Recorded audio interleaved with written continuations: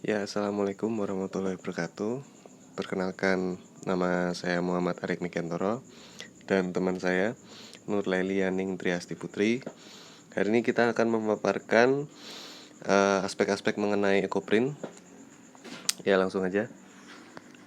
Yang pertama, apa itu ekoprint? Ekoprint itu adalah teknik memberi warna, corak atau motif umumnya pada kain atau kulit dengan menggunakan bahan alami.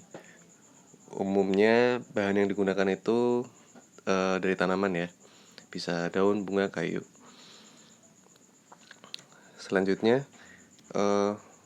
ekoprint di Indonesia ini lebih ke dari segi bisnis ya, karena dari ekoprint itu memiliki hasil corak yang unik dan nggak selalu sama antara produk pertama produk selanjutnya. Itu menjadikan ekoprint ini produk yang memiliki keunikan dan selain itu memiliki nilai jual yang cukup tinggi dengan harga produksi, ongkos produksi yang rendah. Jadi ekoprint ini bisa menjadi peluang usaha yang cukup menarik untuk dikembangkan di Indonesia. Selanjutnya, apakah ekoprint sama dengan batik? Tidak, karena untuk dari proses pembuatannya itu, kalau batik menggunakan canting dan malam, sedangkan ekoprint tidak. Cuman sama-sama membuat bahan pembuatannya dari bahan alami gitu. Tapi memang yang membuat kebanyakan orang mengira ekoprint dan batik itu sama karena memiliki bisa dapat membuat motif atau corak. Bahan kain yang digunakan untuk ekoprint. Kain yang dipilih untuk bahan pembuatan ekoprint yaitu kain dengan bahan yang mudah menyerap warna alami. Kain-kain tersebut seperti kain katun, kain linen, rayon, dan sutra. Pemilihan kain cukup penting karena akan berpengaruh pada produk yang dihasilkan.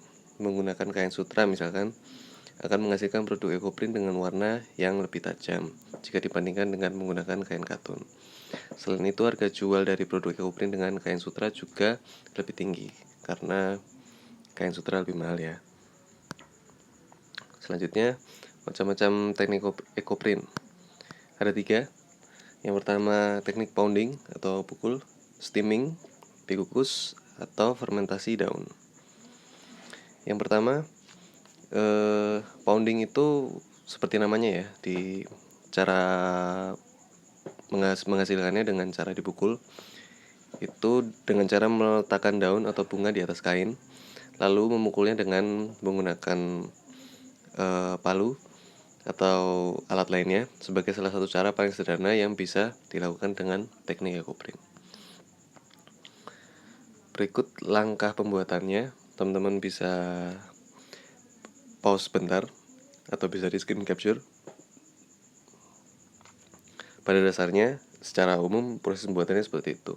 Jadi dengan daun atau bunga dipukulkan pada kain.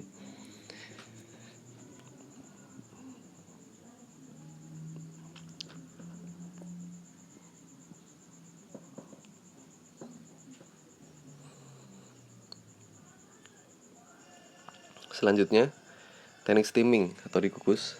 Cara ini dilakukan dengan cara dikukus. Berikut alat dan bahan yang harus dipersiapkan yaitu kain polos berwarna putih ya, hampir semuanya kain berwarna putih.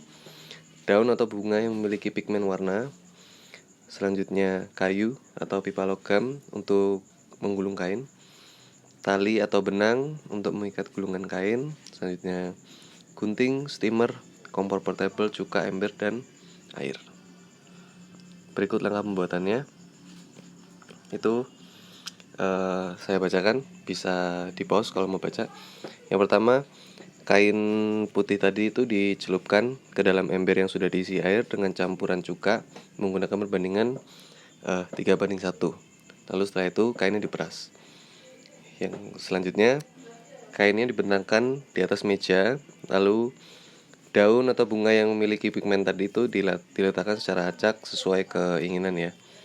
Yang ketiga, jika sudah cukup, lipat kain menjadi 2 sama besar. Selanjutnya, letakkan sepotong pipa di bagian bawah kain lalu digulung secara perlahan agar tidak terlepas. Setelah selesai digulung, gulungan kain tadi dililitkan tali atau benang di sepanjang bagian luar gulungan. Lalu, cara penggulangan pada ekoprint dapat diganti dengan ditumpuk atau diikat. Untuk mendapatkan pigmen warna yang sempurna, maka sebaiknya gulungan dikukus selama beberapa saat. Gulungan yang sudah diikat tadi ya. Lalu mesin kukusnya dipanaskan di atas kompor dengan api sedang. Gulungan kainnya dimasukkan ke dalam mesin kukus dan dikukus selama 2 jam. Nantinya akan corak pada daun atau bunga akan berpindah kepada kain. Setelah selesai, gulungan kainnya dikeluarkan, didiamkan selama beberapa saat sampai dingin ya. Selanjutnya, ikatan talinya dilepas, gulungannya dibuka, lalu bisa dikeringkan dan motifnya sudah jadi. Teknik yang terakhir, yang nomor 3 itu fermentasi daun. Selain pounding dan steaming, ada pun teknik ekoprint dengan cara fermentasi daun. Langkah-langkahnya itu seperti ini. Teman-teman bisa pause. Ya. Jadi dia menggunakan air cuka juga sama seperti steaming tadi.